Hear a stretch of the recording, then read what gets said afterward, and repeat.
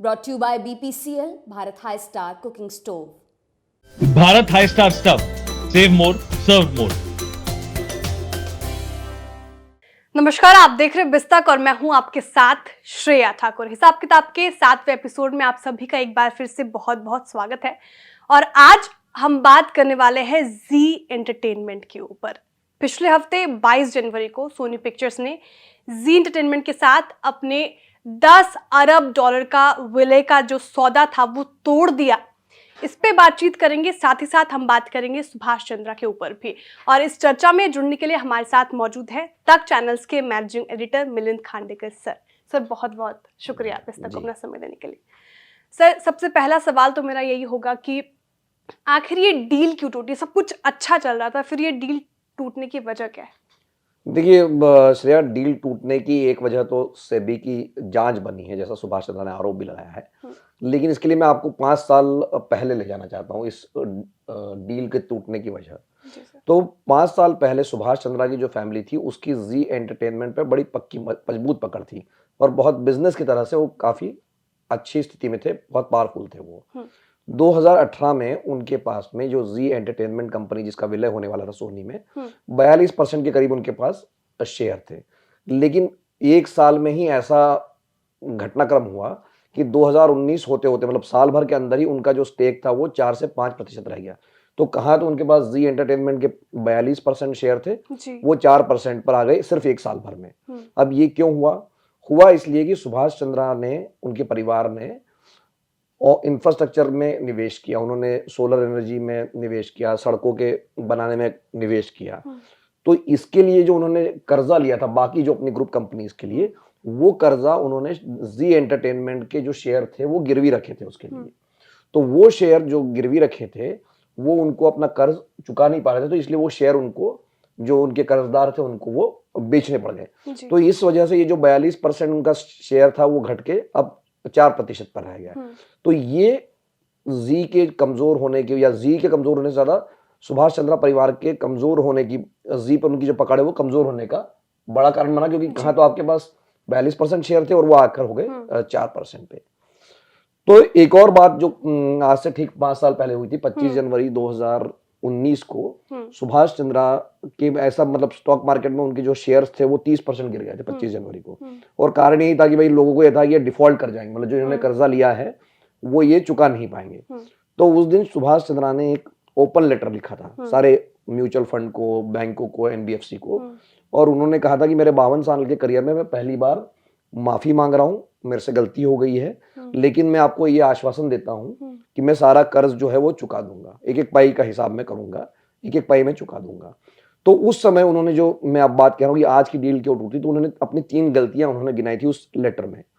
वो पहली गलती उन्होंने कहा कि मैंने गलतियां ये की कि मैंने इंफ्रास्ट्रक्चर में निवेश किया। अब उनका ये ध्यान रखिएगा, उनका कोर बिजनेस था एंटरटेनमेंट का, लेकिन वो इंफ्रास्ट्रक्चर में चले गए। दूसरा उन्होंने कहा कि मैंने जो वीडियोकॉन का D2H जो कंपनी थी, जो सर्विस थी, वो मैंने खरीद ली, मतलब उनके भाई ने खरीदी थी, जो डिश टीवी कंपनी ने। और तीसरी उन्होंने कहा कि जो सुभाष चंद्रा के भी भाई थे, तो उन भाइयों के बीच में भी जो बंटवारा हुआ था, तो उन्होंने कहा था कि बड़ा भाई होने के नाते मैंने सारा कर्ज अपने सिर पे ले लिया, मतलब जो भाइयों का भी कर्ज था वो मैंने कहा था भाई मैं तो, मेरा अच्छा धंधा चल रहा था, मैं चुका दूंगा। तो ये जो 3 गलतियां थी ये इनको, सुभाष चंद्रा को बहुत भारी पड़ी, और इसका असर जो है जी पर भी हुआ कि जो सुभाष चंद्रा के बेटे हैं पुनीत गोयनका, जो कि सीईओ है कंपनी के, वो और सुभाष चंद्रा पिता पुत्र जो है ये कंपनी चलाते थे, तो उनका स्टेक जो है घटकर रह गया सिर्फ 4% पे। और तब ये लग रहा था कि ये कंपनी कोई और टेक ओवर कर लेगा, जैसे कि इन्वेस्को फंड था वो इसको टेक ओवर भी करना चाहता था। तो यही सूरत में, इसी बैकग्राउंड में सोनी से 2021 में डील होने की बातचीत हुई थी। जी, बातचीत हुई, लेकिन अब वो डील टूट गई है। जैसे खबर ये आई सर, बाजार ने ऐसा रिएक्ट किया, जी के जो शेयर थे वो 33% तक लुढ़क गए थे। लेकिन शुरुआत में आपने सेबी की जांच का भी जिक्र किया सर, वो क्या मामला था, कहाँ पेच फंसा था? तो देखिए, जो मैंने कहा कि 2019 में इनका स्टेक कम हो गया, मतलब सुभाष चंद्रा का, तो उनके फैमिली का। तो 2021 जब एक तरह से जी जो है इतनी बड़ी कंपनी थी वो थोड़ी कमजोर हो गई, और जो बाजार भी बदल रहा था लीनियर टेलीविजन का, तो ऐसी स्थिति में सोनी और जी के विलय की घोषणा हुई दिसंबर 2021 में। और ये विलय जो है वो 2023 मतलब पिछले साल पिछले 1 महीना पहले मतलब दिसंबर में पूरा हो जाना था। जी 2 साल का आमतौर पे जो बड़ी कंपनियों का विलय होता है तो बहुत सारे लीगल और बहुत सारी चीजें होती है, जी तो 2 साल की एक डेडलाइन सेट की गई थी कि भाई 2 साल में हम इसका विलय को पूरा कर लेंगे। और ये जो विलय का काम था वो बिल्कुल ठीक चल रहा था 6 महीने पहले तक, अगर आप कहना चाहें तो ये बिल्कुल अगस्त 2021 तक सब कुछ ऑन ट्रैक था। इस डील की एक शर्त ये थी कि भले ही सुभाष चंद्रा के फैमिली के पास 4% शेयर है, लेकिन जो नई कंपनी बनेगी सोनी और जी की मिलकर, जिसमें 75 चैनल होने थे जी और जिसमें 2 ओटीटी होने थे, मतलब सोनी लिव और जी 5, तो ये मिलके जो कंपनी बननी थी, इतनी बड़ी एक एंटरटेनमेंट कंपनी बननी थी, देश की बड़ी कंपनी बननी थी, उसके सीईओ होंगे पुनीत गोयनका, जो कि जी अभी भी जी के सीईओ है। CEO है। अब क्या हुआ कि पिछले साल जून में सेबी ने, जो कि शेयर बाजार का रेगुलेटर है, उसने एक पुराना मामला ये निकाल दिया कि भाई सुभाष चंद्रा ने और उनके बेटे पुनीत गोयनका ने 200 करोड़ रुपए साइफन ऑफ किए जी एंटरटेनमेंट से और अपने दूसरे कर्जा को चुकाने के लिए दूसरे कंपनियों को देने के लिए। तो इसलिए उन पर यह मतलब ये जब अगस्त में इस फैसले पर सेबी ने मुहर भी लगा दी कि भाई ये दोनों लोग जो है इनको सजा के तौर पे ये कहा गया कि जब तक जांच पूरी नहीं हो जाती है तब तक एक शब्द होता है की मैनेजमेंट पर्सनल, मतलब केएमपी कहते हैं कि केएमपी जो है किसी भी कंपनी के ये कोई महत्वपूर्ण पद न सुभाष चंद्रा ले सकते हैं न पुनीत गोयनका ले सकते हैं। तो ये बात उन्होंने ये भी कहा कि भाई ये बाकी भी कंपनियों पर लागू होगी। तो ये जब फैसला आया, हालांकि इसको बाद में जो अपीलेट अथॉरिटी ने उसको पर रोक लगा दी, पर अभी भी ये जांच चल रही है और अभी भी इसका फैसला मतलब सुभाष चंद्रा और पुनीत गोयनका दोषी है या नहीं है, इसका सेबी को फैसला 8 महीने में करना था, उसमें से 4 महीने गुजर चुके, तो इस साल कभी भी वो फैसला आने की उम्मीद है। तो ये जो जांच है इसके बाद में सोनी के कान खड़े हो गए। सोनी ने ये आधिकारिक रूप से तो बात नहीं कही, लेकिन उनको ये डर था कि भाई मान लीजिए आगे चलकर पुनीत गोयनका कोई दोषी पाया जाएगा तो जो हमारी नई कंपनी है उस पर एक सवाल खड़ा हो जाएगा। तो ये जो सेबी की जांच थी वो इस डील के टूटने का कारण बनी और यही कारण है कि सुभाष चंद्रा ने वित्त मंत्री निर्मला सीतारमण को चिट्ठी लिखी और उन्होंने ये आरोप लगाया कि सेबी की वजह से मेरी डील में अड़ंगा पड़ गया, इस वजह से मेरी डील टूट गई। ये बात सुभाष चंद्रा ने वित्त मंत्री को चिट्ठी लिखी है, क्योंकि सेबी वैसे तो इंडिपेंडेंट रेगुलेटर है लेकिन वो वित्त मंत्रालय के अधीन ही वो काम करता है। जी, सेबी की जांच एक बड़ा कारण बना इस डील के टूटने का। लेकिन सर, सुभाष चंद्रा की अगर मैं बात करूं तो उनको फादर ऑफ इंडियन टेलीविजन भी कहा जाता था, मीडिया मुगल ने भी ऐसा भी आपने हिसाब किताब में जिक्र किया है। तो इतना बड़ा कारोबार कैसे खड़ा किया उन्होंने? देखिए, सुभाष चंद्रा की अगर कहानी है वो कहानी मतलब जैसे उन्होंने कहा ना कि करीब 55 साल की उनका 55-60 साल का उनका जो करियर रहा है, तो वो हरियाणा में उनका परिवार जो है चावल का ट्रेडिंग करता था, उसका कारोबार करता था। तो सुभाष चंद्रा ने वही कारोबार आगे बढ़ाया। तो चावल के कारोबार करते करते वो पैकेजिंग के कारोबार में चले गए। तो पहले उन्होंने एक कंपनी लॉन्च की एसएल पैकेजिंग, जो एसएल, तो वो जैसे मान लीजिए जो भी प्लास्टिक या पीवीसी या जैसे टूथपेस्ट के लिए जो कोलगेट के लिए जैसे कहा जाता है कि भाई जो टूथपेस्ट का जो कवर होता है, तो इस तरह के काम उन्होंने करना शुरू किए। लेकिन 1992 में जब किसी के भी ध्यान में नहीं था कि भाई टेलीविजन कोई बिजनेस हो सकता है, तब सुभाष चंद्रा ने जी टीवी लॉन्च कर दिया। ये पहला प्राइवेट चैनल था देश का। उस समय स्टार का प्रसारण शुरू हो गया था, सीएनएन का प्रसारण शुरू हो गया था, विदेशी चैनल थे लेकिन कोई देशी चैनल नहीं था। तो आज तो देश में कोई 800 चैनल चल रहे हैं लगभग, लेकिन पहला अगर कोई प्राइवेट चैनल लॉन्च किया था उस समय सिर्फ दूरदर्शन होता था, दूरदर्शन के अलावा कोई नहीं होता था। तो सुभाष चंद्रा ने जी टीवी लॉन्च किया और वो बड़ा ही सक्सेसफुल रहा। उसके बाद में उन्होंने अपने कारोबार को और बनाया। उन्होंने फिर केबल चैनल लॉन्च किया जो डिस्ट्रीब्यूशन के लिए था, सिटी केबल, या जब डीटीएच आया तो उन्होंने डिश टीवी लॉन्च किया। तमाम भाषाओं में चैनल लॉन्च किए, तमाम तरह के जॉनर में उन्होंने चैनल लॉन्च किए।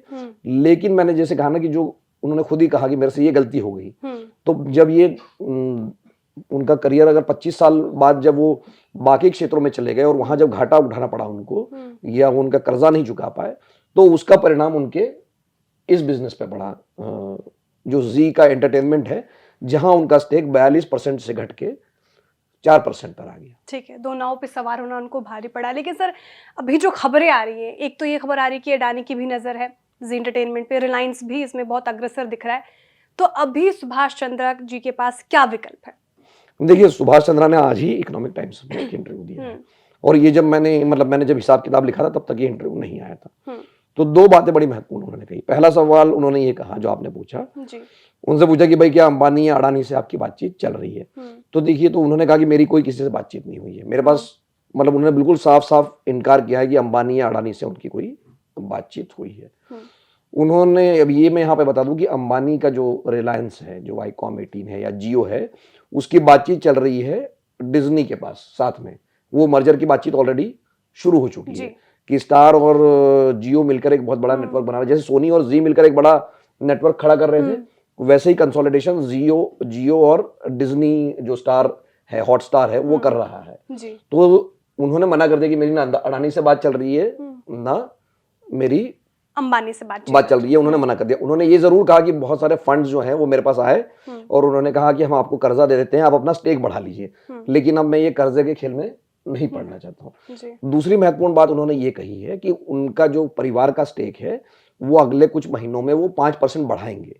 तो अभी उनके परिवार का जो स्टेक है वो है 4%। तो वो उनका कहना है कि हम जो है इसको 9-10% ले जाएंगे। तो उन्होंने कहा हम इसको खरीदेंगे।